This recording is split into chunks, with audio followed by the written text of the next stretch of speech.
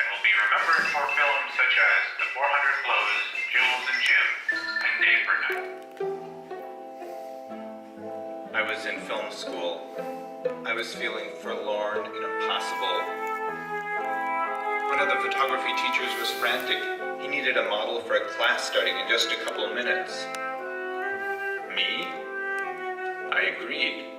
It paid, and I didn't have to get naked, aside from my naked eye.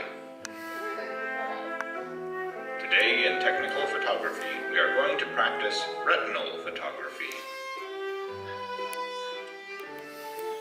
The drops open my pupils wide.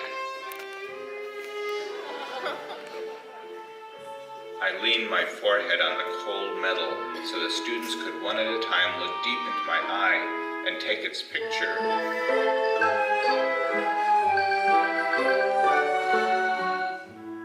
My mind kept on going over and over what had made me feel so crummy that day.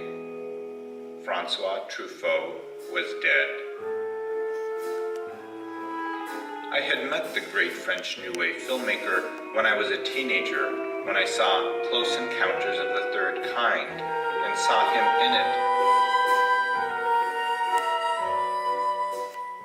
And when I read his book about Hitchcock over and over again. Of course I never met him, never face to face.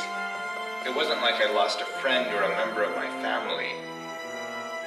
A famous person had died, and how was I supposed to feel about that?